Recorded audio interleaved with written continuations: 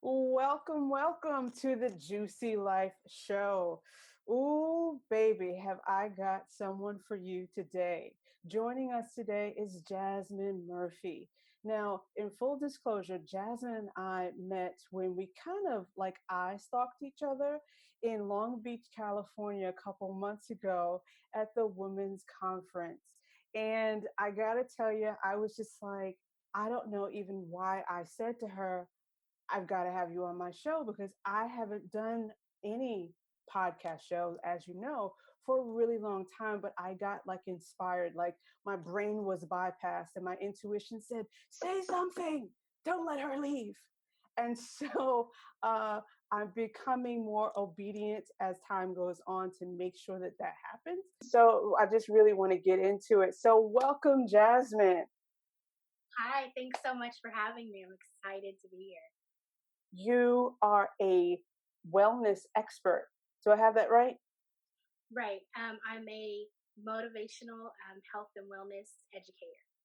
So, what I do is I help everyday people learn how to modify exercises to help them reach their fitness and weight loss goals. Now, why would that be necessary for people to know that they can modify exercise? Because for so many years, we have the fitness industry as a whole, they've done a really good job of being able to help people that might not physically be capable of doing a full standard version of an exercise, Mhm. see modifications so that they can start to increase their activity level and still be able to achieve a certain form of fitness. However, what I've done in my own journey is taken it a step further because usually the people that you see performing these modifications are still relatively fit. And what one exercise modified looks like in a fit body is going to be completely different than what it would look like in a body that has a larger belly or shorter limbs or a bigger chest. And so we wanted to be able to bring that to people and show people that even if you are mobility challenged or if your belly hangs in a certain position or you might not be able to reach in that way that you're Mhm. seeing on TV, there is a way to actually accomplish that exercise so that you can begin the process of practicing and in in due time being able to do it in the form that you traditionally see. Awesome. So there's a no excuses approach to exercising and getting moving, is what I'm hearing you say. Absolutely no excuses. And you have Okay. to find your own fit. It looks different on everybody. That's always my. Find your own fit. Well, that's a tweetable. I sound like Oprah. And so I want to oh, you said something else. So you implied that there was a we. So tell me who the other part of the we is. Yes, the other part of the we is my trainer. His name is Terrence McDuffie. Uh-huh. And I have been working with him consistently for the last year and a half. I worked with him previously and then I stopped, just like everybody. I had my up days, my down days. But I came back to him in January of 2016 and told him something has to give. I have to get my health in order and my life in order. And so as we began the process, I was only able to sit and do exercise. And it Mhm. was a process of figuring out how are we going to get Jasmine, or Jay as he calls me, um, in a place where she can get her heart rate up enough and move her body enough Mhm. to see physical changes in her fitness. And so, hence, we began to modify, and I told them we need to bring this to other people. Okay. Well, we're going to pause on that because I want to delve in. I want us to go back kind of like in a screenshot and come back up to the present day. Okay. So, who were you before you started your fitness journey? I was almost completely immobile mom of two. Um, Mm. Before then, I had been active. I had a Mhm. really active life growing up. Mhm. I was athletic as a child. And just like most women, as time went on, I found myself in a relationship. I had children, and I poured myself into both of those things. And at detriment to myself. So I was almost immobile. Mm. I was upwards of 608 pounds. Wow. And, I barely could walk. I barely could keep up with my kids, but I did everything for them pretty much on my own. And so at that point, it was make a change, for myself, for my life, and for my family, Mhm. or continue on that downward spiral. So that kind of brings tears to my eyes because so you are almost immobile and you're still trying to be superwoman or super mom. Yeah, of course. It never stops, does it? Right, right. The devotion for our loved ones, for our kiddos, it goes really, really deep, doesn't it? It Yeah. does, and that's one thing that always kind of bothered me, I guess, in the fat shaming community, is that I hear so often that the person of size or obese person or whatever term you'd like to use is selfish for their decisions, for not taking their health as a priority, that they are, robbing their family and they're being selfish. But it's often not known that a lot of us, especially women, get to that place out of selflessness because we're pouring everything into our families and we're not taking care of ourselves. We are You the better last. talk about it. You better bring that home. Yes. Yes. All too often we lose our power. We lose our juju. We lose that thing that we had before, some traumatic event. And this momentum spirals in a direction where it's like, oh my God, where did I go? Where did I go? Yeah, and Yeah. that's we named the journey Becoming J, because it Coming is Jay. me becoming myself as a full woman. I had children, at a younger age. I was in my early 20s, and I never learned who I was as a woman, Yes. without my children, without my family. So it is my journey to finding myself in the full grown woman. Well, amen. I like that. I like that.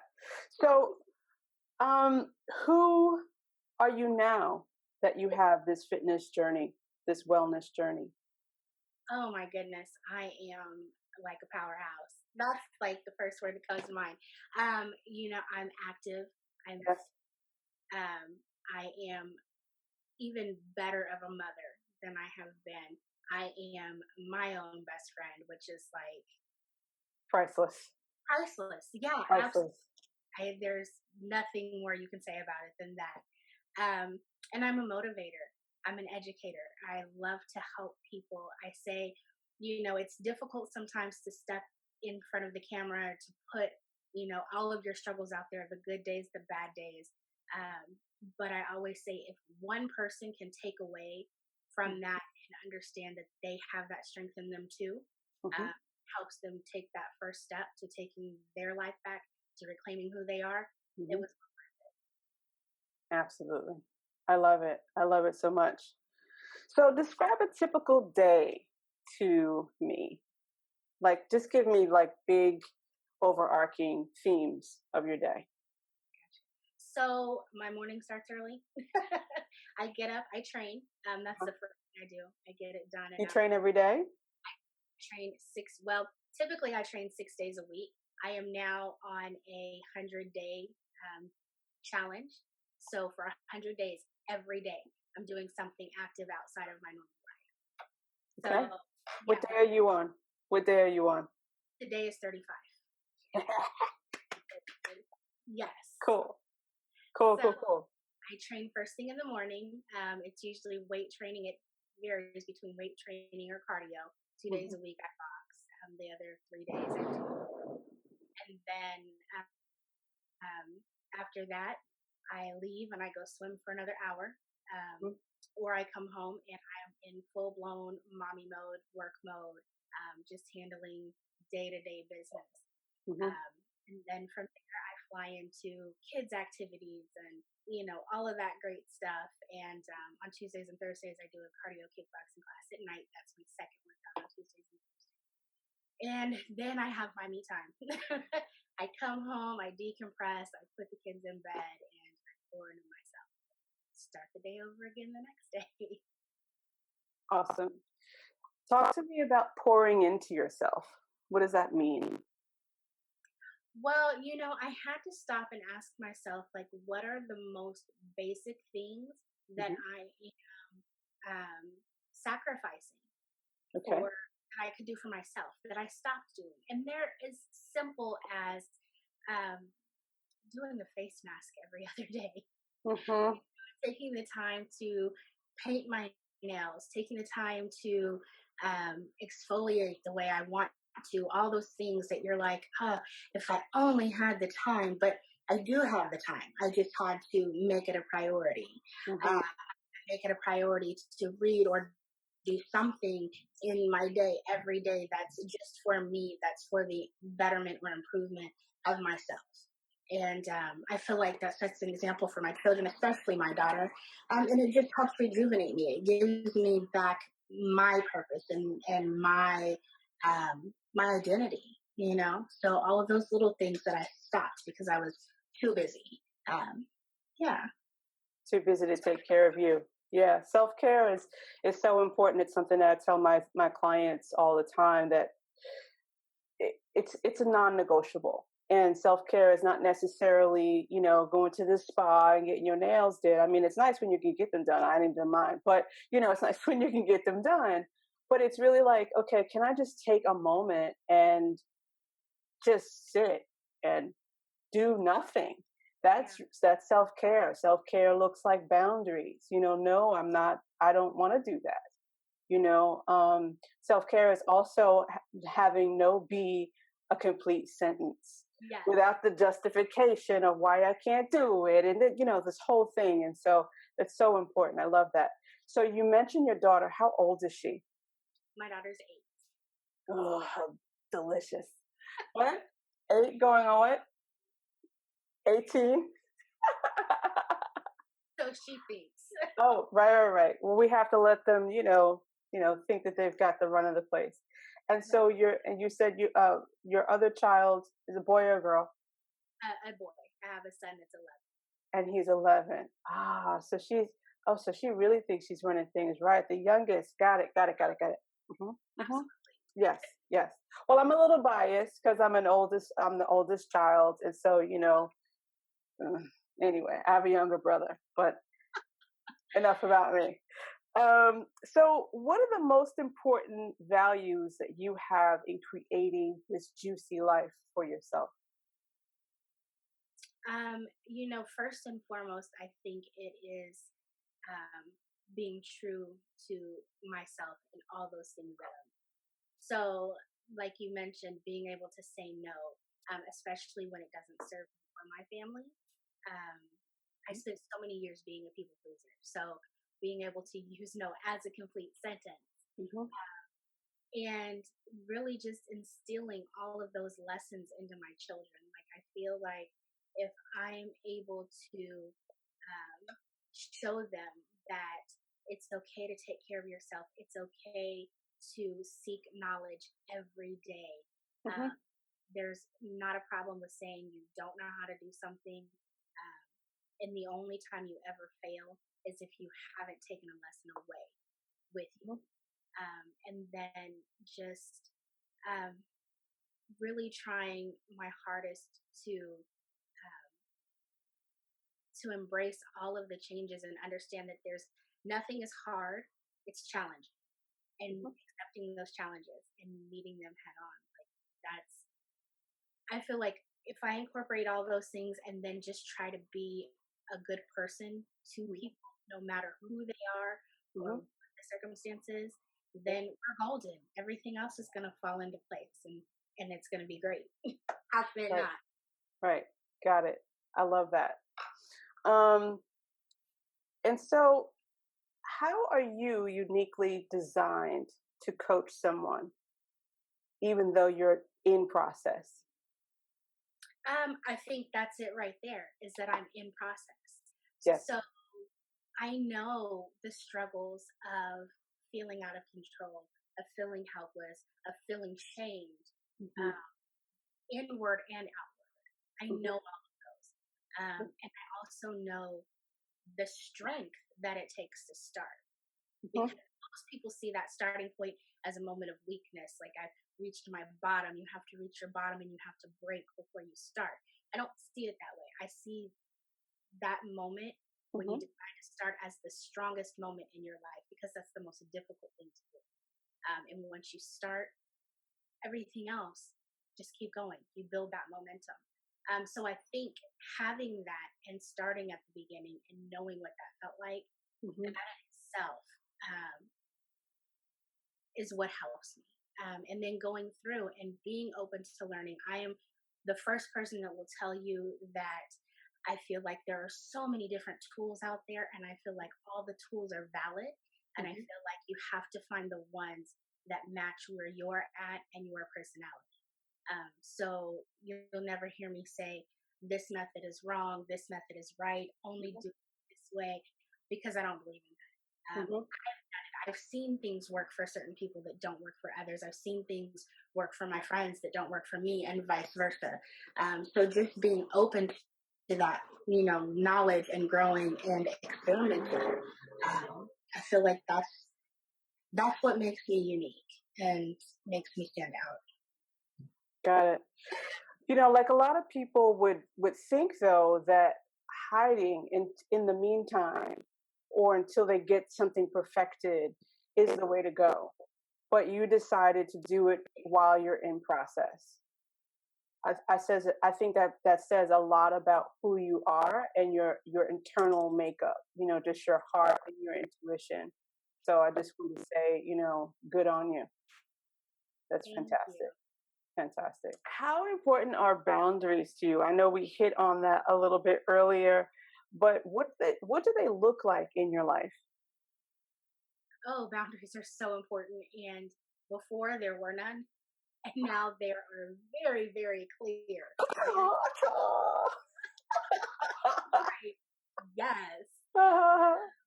So, first, like we said earlier, first and foremost, I have not a single problem telling anybody Mhm. no.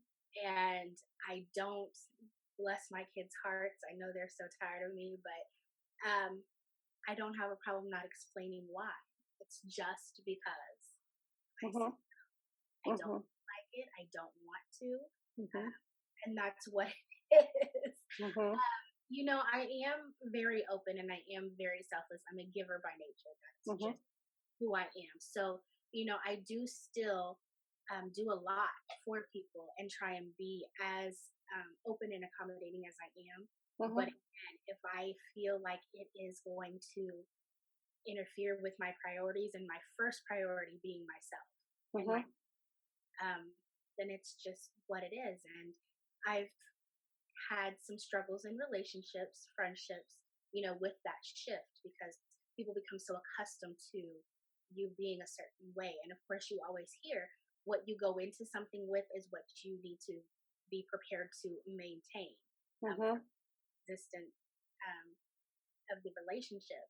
However, that's not really feasible because people change. So Mhm. it's a hard adjustment sometimes, but I've had to learn that, again, my priority is me. And so if it doesn't fit in what's going on in this day, this moment, this time, it's just Mhm. not, it's just what it is. You want to come into my space with the negativity. I've learned how to step away from that. My Mhm. favorite saying now is that that situation is putting me in a place that it's bringing out a part of my spirit that I'm not comfortable with. So I'm going to walk away. Now, I always get a perplexed look, but as Mhm. you think about it, It's so formal.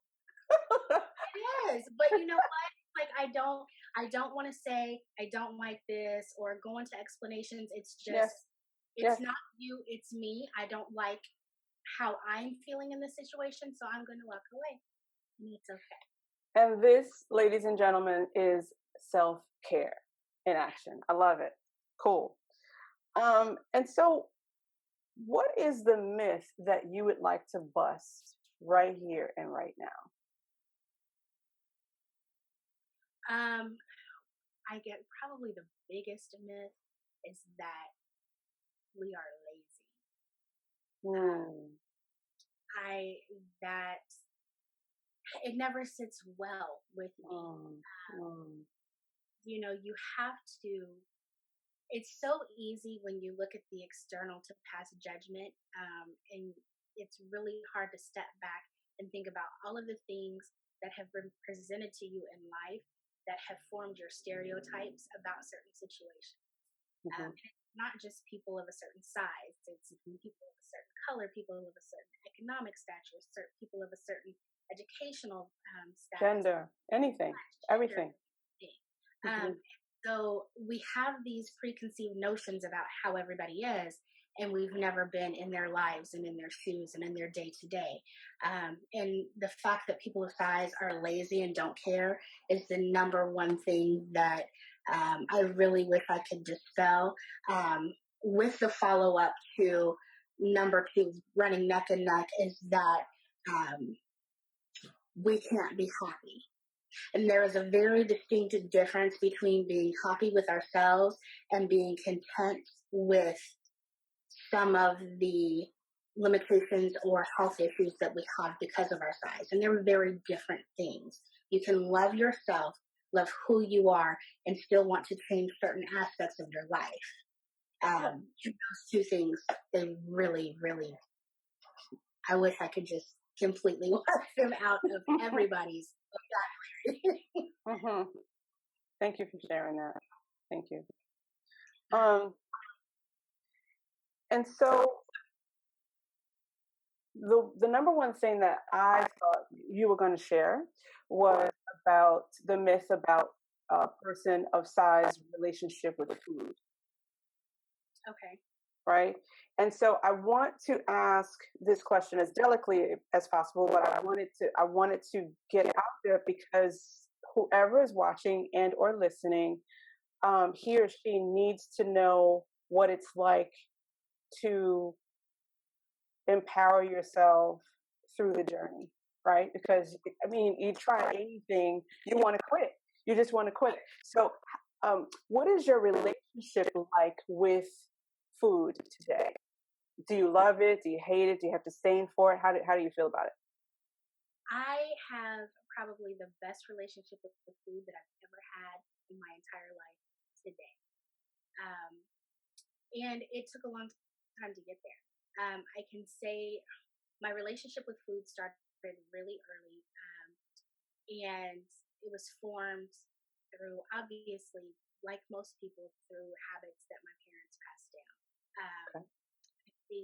As I've grown and started to dive deeper into the why of Mhm. what led me to where I was, I started to understand that food was a coping mechanism for my mother, and it was a security blanket or a way of her to protect me. There was a lot of experiences with sexual abuse and assault and things of that nature with my mother growing up. And she, as most people, I think, used food to show me how much she loved me, to try and protect me from having those same experiences. So in the beginning, my relationship with food was very warped. It wasn't just a way to provide nutrients to my body and to keep me strong and healthy. Um, and so it took me a while to figure that out. And so for years, I had a really, really difficult time with food. Even when I started my journey in the beginning, we're always told, well, a lot of people are often told, do the 4 to 6 small meals a day. Mhm. And for me, that didn't work. For me, I began to obsess about the food so much so to the point that it caused me to overeat because I was constantly thinking about what I was going to eat, what I needed to eat, when I was going to eat. Mhm. Became very unhealthy. Um, so with that, I learned a new way to eat for me and for my body and the way my mind works. And it allowed me to step away from the Mhm. food and use my meals for what they are intended for, which is to nourish my body and to keep me strong and healthy and Mhm. energized. And I can walk away from that. And I've learned how to use different outlets for the emotional side. So writing, Mhm. Even my workouts, honestly, if I'm having a horrible day, boxing is like my outlet, and I love to lift weights. Mhm. So that has become my go-to, for that emotional side. That's my protection now, is getting stronger and being able to. When did that flip for you? Because you said at the beginning of your fitness journey, that it was still kind of a struggle. But what made you decide, or know, or trust, maybe all three, that you could do an exchange, like a changing of the guard, as it were? Well, I think this time around, and I say this time around because I started in 2016, January 11th, and I call this my restart because several years previous, I had been successful at losing quite a bit of weight, Hmm. and my circumstances kind of put that on hold. So with my restart, I took everything a little bit at a time. So I wanted to tackle just cleaning up my diet first and not being concerned with how often I eat, how much I eat. It was just making the right decision, Hmm. because I felt like, and I still feel like, consistency is the key. And Hmm. so I began to clean eat, and that became really easy and really routine after a while.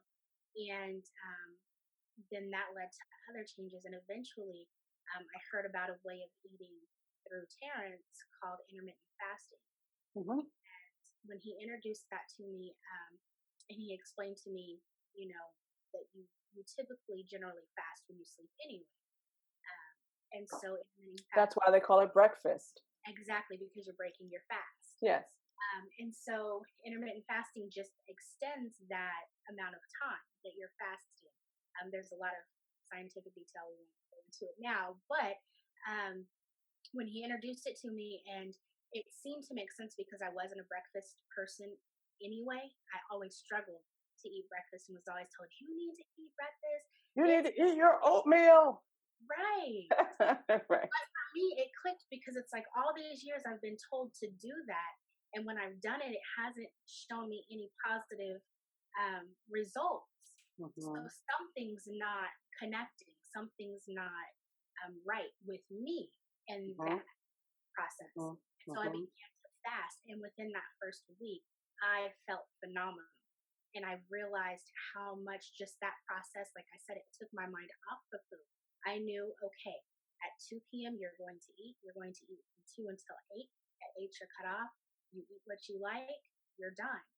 I became satiated a lot quicker. Hmm. Like I said, it took the focus off of food, so I was no longer consumed with the thought of what I was eating and when I was eating, and oh, is it time yet? And Hmm. it made it a lot easier for me. And so from there, when I did have those days where it was like emotional and then I said, well, you know what? You're not supposed to eat until 2. What can you do? What Hmm. can you do to make you feel better in this moment? Hmm. And that's when I said, you know what? Let me write in my journal, or Hmm. let me go for a walk, or Hmm. let me listen to some music and cry if I have to, Hmm. and not. Hmm. And for me, that works. For everybody, that's doesn't always work, but for me, that's how I was able to kind of make that transition. Sure. And the other thing that I want to interject into right at this moment is that, something can work for you now. It doesn't mean it's going to work for you next week. So that's why it's necessary to have that toolbox so that you can pull from, because maybe it's that you needed to take a nap, or maybe it's that you needed to hydrate, and just be able to pull and ebb and flow. As long as it works, you work it. And then the second you find out that it doesn't, what else can I do? What else Absolutely. can I do? Yeah. This is really a journey of being flexible. I've changed my way of eating so many times. I've Hmm. changed my training so many times. I've Uh-huh. changed the things that bring me peace and joy. It's all about being open and flexible. The willingness to change. Absolutely. Yes. Awesome. Well, I'm having fun. I don't know about you, but what legacy would you like to leave for your children? That's a good question. And it changes, but I think um really what I want to leave for them is just that hard work, dedication, and being the best person you can be to yourself and to others Mhm. is going to leave you so fulfilled and at such peace. Mhm. There's a balance, you know, it's Mhm. yourself and others, yourself and others, and it's okay. Mhm. It's okay to be selfish. It's necessary, it's really necessary because the more you say, okay, this is what I require in order to feel not only uh, uh, safe, good, but satisfied, right? When you're those things, now when you look out to your family, to your loved ones, you can pour into them. It's like a Iyanla Vanzant says, it's like what's in the cup is for me, and what's in the salsa is for everybody else. Yes, absolutely. Not the reverse. Not the reverse. Okay, so we're going to get into the juicy life portion, like the really, really, like the grown and sexy parts. Okay, so what lights you up and turns you on as a woman? And you can answer this question any old kind of way you want to. I'm a, I'm a sip my tea. I think it depends on the day and the week. Mm, okay. This week, it's just been, I'm like in this, I know it sounds so cliche because of the topic, but I'm in this workout mode. And so anybody that, not anybody, but